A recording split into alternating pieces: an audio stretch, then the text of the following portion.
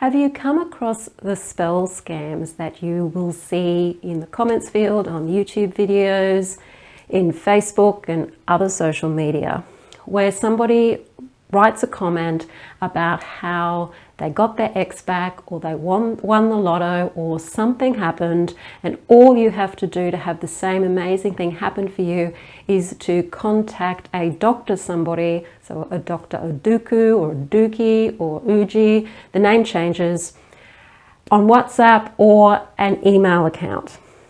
If you haven't, they're out there. And what I want to do is a video about spell scams and about real spell casting and magic and how it actually really works. But before I do, hi, I'm Sandra from MysteryWitchSchool.com. If you're new to the channel and you want to become Wiccan or know more about Wicca, hit the subscribe button and the notification bell so that you don't miss any videos. So spell casting scams have been around for probably forever too, the same as other scams have. I notice them because I have a YouTube channel and I get spammed with them. I also have been spammed on my Facebook page as well by the same scammers. Fortunately, I can block the country they're coming from Facebook, but I can't do that on YouTube. Fortunately though, YouTube flags them as spam and they end up in my spam folder, so I can then delete them, report them, block them from my YouTube channel so that people don't fall victim to them and lose a lot of money, because that's basically what it is about. Now, there are real spellcasters out there, people who love doing magic for other people, and they do it as part of their business and they conduct themselves professionally. So I'm not talking about the genuine spellcasters out there. These are the ones who aren't real spellcasters, who are ripping people off and giving the genuine ones a bad name. And also it costs people a lot of money. From the research that I've done on these scams, it seems that if you do fall for them, you contact a WhatsApp number or an email account and you have to hand over something to the effect of $1,000 US in order for them to do a spell. There's no face-to-face contact, there's no discussion, there's no coaching, there's no explanation of magic, how it works or what to expect. There's none of that. You hand over the money and then you never hear from them again. If you don't hand over the money, if for some reason you decide, I think this is a scam, I'm not going to go through with it, they will harass you and even threaten you with curses and all kinds of things like that. It just depends on the scam. There are other scams out there where you've got fake psychics who will tell you that you've been cursed and that the only way to become uncursed is for them to do a spell. And again, you're handing over excessively large amounts of money, so it's usually to the effect of $1,000 or more US. These scams people do actually fall for, and it's not because they're silly, stupid people. It's because when people are in a vulnerable emotional state, if there's been a relationship breakup, or if you're having financial struggles, they go to spellcasters as a last resort. Okay, spellcasting isn't a common service in most countries, and so it tends to be a last resort. And so people are at rock bottom when they go to a spellcaster. When you're in an emotional state, fear, anxiety, sorrow, the logical part of your brain gets sort of switched off, so you're not thinking rationally, and these scammers play on those emotions. And that's how they get people in. If they're threatening curses, then they're working with the fear element. And when people are in a state of anxiety and fear, again, the logical, rational part of the brain switches off. And so we react irrationally, we think irrationally.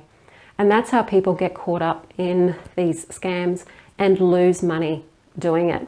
It is despicable, but I'm not going to go into all of that because they don't care. They're just into it for the money and feel quite okay about the devastation that they create from doing this. So if you are shopping for spellcasters, if you are a practicing spellcaster or you're thinking about it, here are some tips about what to look for in a genuine spellcaster and also how to understand how magic works. First of all, how does magic work? Magic is not like it's seen in the movies and TV and fairy tales. Anything that you've read in regards to fiction around magic isn't real magic, okay? So totally forget that idea that somebody can cast a spell and bang, stuff happens. It does work like that. It also often doesn't work like that because there are a lot of other factors that affect how magic works. And one of those is our own behavior and our own beliefs, which create our behavior and cause us to take action or not take action. All spells do is help influence forces to assist us in being able to take action or create something. If you think you can sit back and let a spell do it all for you, that you don't have to go look for a job or a way of making money, that, you know, a lotto spell's just going to allow money to come to you, then you're not understanding how magic works. Whilst people do win the lotto using magic and even law of attraction, it's rare, incredibly rare. And when I've done lotto spells as experiments to see how magic can work with it, the most I have won has been either the 8th or 9th division. And I don't always get results from doing the spell. So I've experimented with this. My very first spell, way back when I was in my early 20s, was to win the lotto. And of course it backfired. So I have done experiments since then just to see what it's like.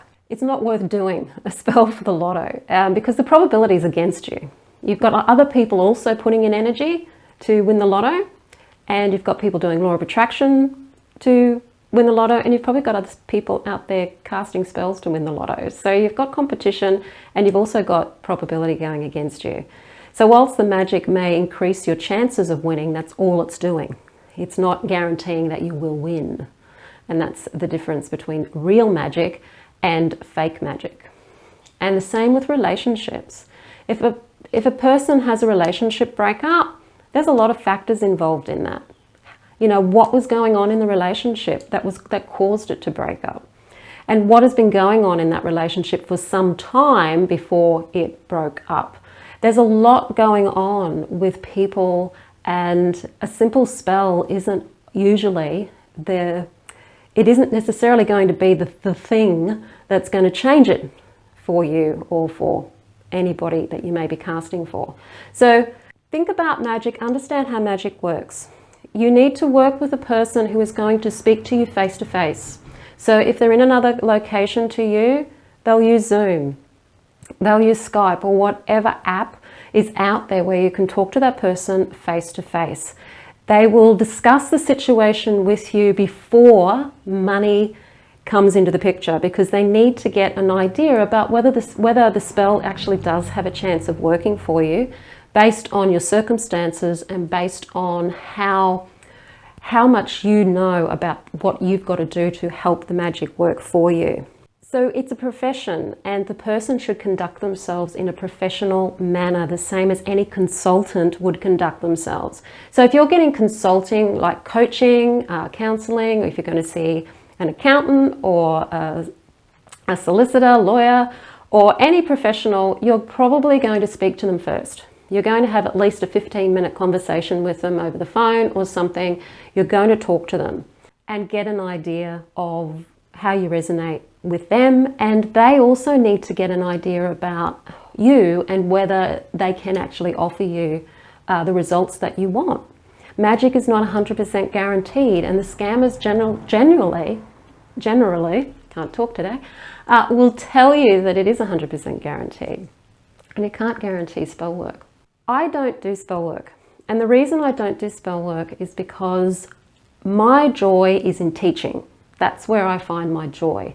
I like spell casting for myself and for family and friends, but I don't like it enough to make a living from it because it takes energy, it takes time, and it takes resources. most spells, you've got to use some kinds of materials. You've got to get links to either the person you're working for or the situation. So you've got to acquire some kind of good link. And often it also requires you to make something for that person as well. So there's a lot that goes into doing spell work. And if you are doing it professionally, then you charge according to the time that it's going to take you to do it and the resources that are going into doing it. So spell work does cost money and should cost money because it's a service. But as a professional service, a spellcaster really should know that it's not just about saying, yes, okay, I'm going to do the spell and leave it at that. They will also give you a little bit of coaching as to what you need to do to help the spell to work. So they're going to also give you some guidance. They will probably do a reading for you, some kind of divination that will also help you understand the likelihood of the spell working, possibly how the spell may work. Also to help you know what blocks are there stopping you from being able to allow the magic to work for you. And in most cases, the blocks are actually psychological blocks, mindset blocks, beliefs that stop you from behaving in the way you need to behave to have the spell to work. So if you're wanting a spell for a relationship and you're a shy person, you're an introvert, you have social anxiety, a spell is good and it will help, but it may not work for some time. It may take months for it to work. And it's only going to work if you go out there and you socialize. So you put yourself in a position where you are in social situations to be able to meet somebody. Now, there has been accounts of spells where somebody has turned up at the door, but that is very rare. In most cases, if you're doing a love spell, you have to put an effort into going out there and being in the presence of other human beings. If it is a relationship with a human being that you want, you have to go to where they are. And the magic will help you with that, but it's not going to bring your lover to your door. So if you think that's how it's going to work, it won't. The same with money. The most common ways that money comes to us is by something that we do, a job, a business, a service that we do for other people, investments, understanding how money works, understanding the financial system. That's the easiest way for money to come to us, and magic will generally take the easiest path. So if you think that the lotto is your only hope of getting money, then that's a really hard path. And if you're relying on magic to bring that to you, you may be waiting to win that lotto for a very long time. It would be better to work the magic into finding other ways that you can bring money into your life. You know, doing some service for people, mowing people's lawns, doing their gardening, being creative with your thinking, just to get the money to start coming in and allowing some avenues that the money can roll to you through. And magic can help you do that, but it's not going to do it for you. You've got to also put in the effort. So a true spellcaster will discuss these things with you, basically, and they will look for, okay, what are your options here? And how can you create those options? They'll follow up with you to see how the spell went. The spell might not just be a one-off spell. You may need to have a series of spell workings to be able to achieve what it is you're wanting to achieve, particularly if it's a long-term goal or it's something you're building. You may need to be working at magic more often as well. So you need to understand these things about magic.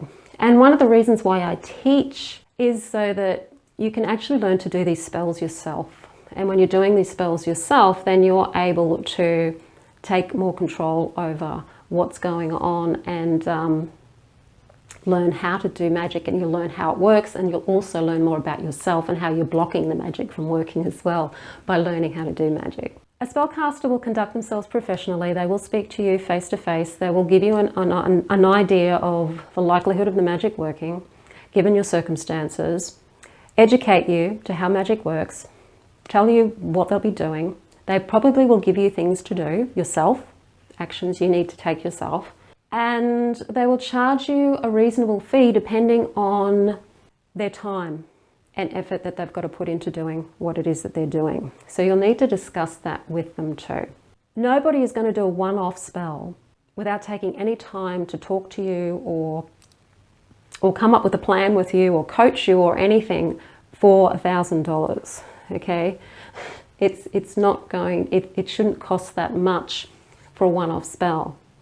If you are working with a spellcaster over a period of time, over a long goal, and there's a bit of coaching involved, then yes, it could be that. But that's looking at a service where you're in contact with that person and you're working with that person. The same, very much in the same way that you'd work with a coach, a life coach.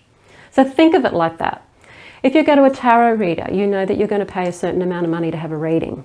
Well, the same with spellcasting. You're going to pay some money to that person for them to cast a spell for you. So depending on what's involved in the process, you could be looking at anywhere from $50 up to, you know, $200, $300, depending on what it is that they're doing. But that's something you would discuss with them. It's a relationship that you're building because you're working together. The same as you would with a person who reads for you, a psychic that you probably see regularly, an astrologer that you may work with, a hairdresser that you go to.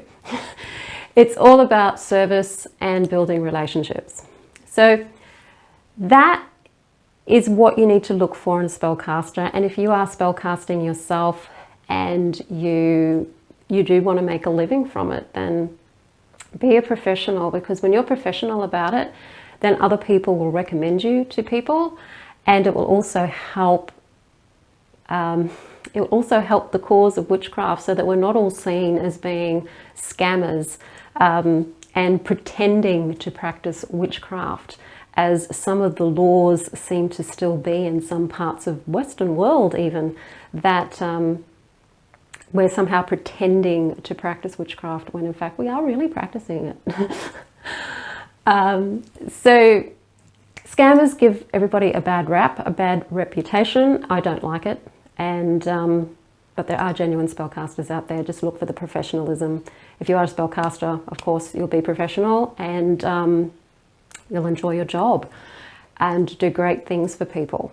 So I have a checklist that's a free download that I'll put in the description field below this video. And what it does is it actually outlines the things you need to be asking yourself if you're doing your own spellcasting. I mean, that's what it's originally written for. But if you are shopping for a spellcaster, do download that PDF, because it will help you understand the questions that spellcaster should be asking you about your situation, and also the questions you need to be asking yourself about your situation, so that it will guarantee, well, not guarantee, but it's more likely to encourage the magic to work for you. So download that PDF. It's called the Spellcaster Checklist. It's in the description field below this video. If you like the video, hit the like button, share it with your friends. Don't forget to subscribe. And I'm Sandra from mysterywitchschool.com. Blessed be.